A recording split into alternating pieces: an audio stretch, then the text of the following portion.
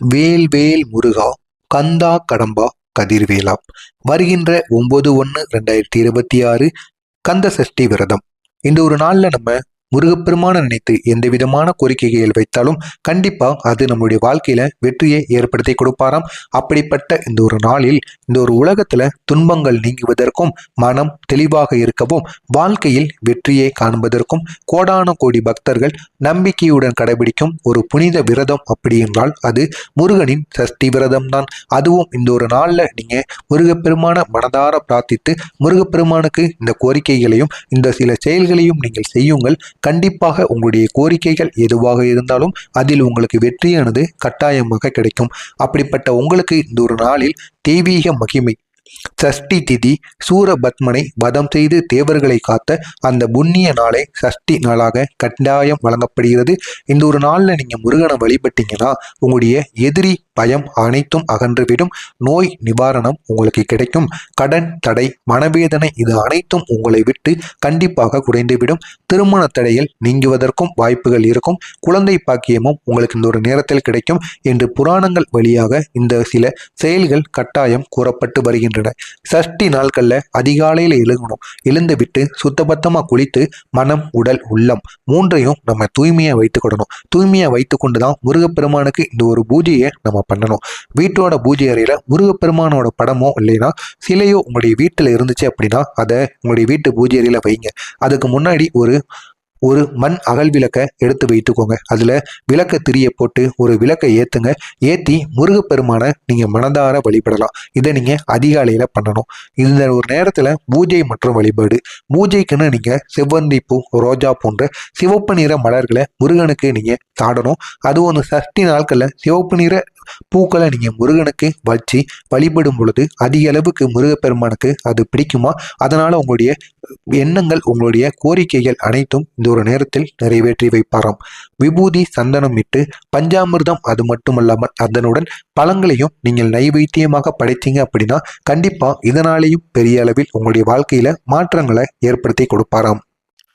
அதனுடன் சேர்த்து அதிகாலையிலே நீங்க அமர்ந்து விட்டு ஓம் சரவணபவ அப்படிங்கிற இந்த ஒரு மந்திரத்தை 108 முறைகள் கூறுங்கள். அதனுடன் வேல்வேல் முருகா வெற்றிவேல் முருகா என்று சொன்னாலே மனம் உங்களுக்கு அமைதியானது கிடைக்கும். இதனையும் நீங்கள் 21 முறைகளாவது கூறுங்கள். கூறிவிட்டு உங்களுடைய வேலையை நீங்கள் அந்த ஒரு நாளில் தொடங்குங்கள். கண்டிப்பாக மன அமைதியுடன் எந்த விதமான பிரச்சனைகளும் அந்த ஒரு நாளில் இல்லாமல் உங்களுடைய வேலைகளானது நடக்கும். அதே மாதிரி இந்த ஒரு நேரத்துல உங்களுடைய கந்த சஷ்டி கவசத்தின் சக்தி நீங்க தெரிஞ்சுக்கணும். சஷ்டி விரதம் நாட்கள்ல கந்த சஷ்டி கவசத்தை நீங்க சொல்லும் பொழுது அதிக அளவுக்கு உங்களுக்கு சக்தியானது கிடைக்கும். இந்த கந்த சஷ்டி கவசத்தை நீங்க மற்ற நாட்களை விட சஷ்டி விரதம் நாட்கள்ல கூறுங்க. கண்டிப்பா அதனுடைய சக்தி உங்களுக்கு அதிகமாகவே இருக்கும். தீய சக்திகள் எதுவாக இருந்தாலும் அதிலிருந்து உங்களுக்கு பாதுகாப்பானது கிடைக்கும். கண் திருஷ்டி நீங்கிவிடும். பயமும் உங்களை விட்டு விலகிவிடும். உங்களுடைய உடல் மன ஆரோக்கியம் அனைத்தும் இந்த ஒரு நேரத்தில் உங்களுக்கு கிடைக்கும் என்று அனைத்து விதமாக நபர்களாலும் இந்த ஒன்றானது கூறப்பட்டு வருகிறது. எனவே இதனையும் நீங்கள் இந்த ஒரு நேரத்தில் செய்யலாம். இந்த ஒரு நாள்ல நீங்க விரதம் இருந்தீங்க அப்படின்னா பெரிய அளவுல உங்களுக்கு நன்மையானது கிடைக்கும். சஷ்டி விரதம் அப்படிங்கிறது கடுமையான விரதங்கிறது கிடையாது. ஆனா முழு விரதம் நீங்க இருக்கணும்னா இருக்கலாம், இல்லாமலும் இருக்கலாம். ஆனா ஒரு நேரத்திலேயாவது நீங்க சாப்பாடை உட்கொள்ளாம இருப்பது உங்களுக்கு மிகவும் நல்லது. அதே மாதிரி பால் பழங்கள் பானகம் இதை அனைத்தையும் நீங்க இந்த ஒரு நாள்ல எடுத்துக்கிட்டீங்கன்னா மிக பெரிய அளவுல நன்மைகள் ஏற்படும். முக்கியமா உணவல்ல அப்படிங்கிறது கிடையாது. நல்ல உணவல்ல ஒரு நபராக நீங்க விரதம் இருக்கணும்னு கிடையாது. நல்ல மனம் கொண்ட ஒரு நபராக இந்த ஒரு நாளில் நீங்கள் விரதம் இருக்கணும் அப்படிங்கிறது தான் ஒரு முக்கியமான ஒரு கூற்றாக கருதப்படுகிறது. அருகில் இருக்கக்கூடிய முருகன் கோவிலுக்கு சென்று அர்ச்சனை அபிஷேகம் செய்துவிட்டு என் குறைகளை நீக்குங்கள் சுவாமி என்று மனமுருக முருகப்பெருமான வேண்டிவிட்டு மண்டியிட்டு கும்பிடுங்கள். கண்டிப்பாக உங்களுடைய குறைகள் அனைத்தும் நீக்கப்படும். முருகப்பெருமானின் மந்திரங்களை அங்க வைத்தும் நீங்கள் கூறுங்க. முருகன் உங்களுடைய கண்ணீரை கட்டாயம் தீர்த்து வைப்பார். அது மட்டுமல்லாமல் உங்களுடைய கோரிக்கைகளும் இந்த ஒரு நேரத்தில் உங்களுக்கு கட்டாயமாக நிறைவேற்றப்படும். விரத நிறைவு ஒரு நேரத்தில் மாலை நேரத்தில் தீப ஆராதனையை காட்டிவிட்டு முருகனை நினைத்து நன்றி கூறி விரதத்தை நீங்கள் முடிப்பது உங்களுக்கு மிகவும் நல்லது. சஷ்டியும் முருகனும் சேர்ந்தங்க அப்படின்னா உங்களுடைய சகல விதமான துன்பங்களுக்கும் ஒரு தீர்வானது கிடைக்கும். அப்படிங்கிறது இது ஒரு வாக்கு அல்ல, ஒரு சொல்லல்ல. இது பல லட்சம் பக்தர்களின் அனுபவமாக கருதப்படுகிறது. எனவே மனதார முருகனை நம்புங்கள். நம்பி சஷ்டி விரதங்கள் நாட்கள் நாளில் உங்களுடைய அருளை நீங்கள் கடைபிடிங்க. கண்டிப்பாக பெரிய அளவில் உங்களுடைய வாழ்க்கையில் மாற்றங்களானது ஏற்படும்.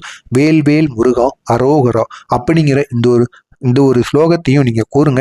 கண்டிப்பா இதனால் பெரிய அளவில் உங்களுடைய வாழ்க்கையில மாற்றங்களானது இந்த ஒரு நேரத்தில் ஏற்படும். எனவே இந்த ஒரு நேரத்தில் முருகப்பெருமானை உங்களுடைய மனதார நீங்கள் நினையுங்கள், நினைத்து வழிபடுங்கள். கண்டிப்பா அதற்கான நல்ல ஒரு முயற்சி இந்த ஒரு நேரத்தில் கிடைக்கும். உங்களுக்கு இருக்கும் பிரச்சனைகளுக்கும் ஒரு தீர்வானதும் இந்த ஒரு நேரத்தில் உங்களுக்கு கட்டாயமாக கண்டிப்பாக கிடைக்கும். மறக்காம நம்முடைய சேனலுக்கு நீங்க புதிய பார்வையாளராக இருப்பீங்க அப்படின்னா மறக்காம நம்ம சேனலை சப்ஸ்கிரைப் செய்து பக்கத்தில் உள்ள பெல் ஐக்கானையும் கிளிக் செய்து வைத்துக் கொள்ளுங்கள். அப்பொழுதுதான் நாம் தினசரி பதிவிடும் வீடியோக்கள் அனைத்தும் தினசரி உங்களுக்கு நோட்டிபிகேஷனாக வந்து கொண்டே இருக்கும். நல்லதே நினையுங்கள், உங்களுடைய வாழ்க்கையிலும் நல்லது மட்டுமே நடக்கும். நன்றி, வணக்கம்.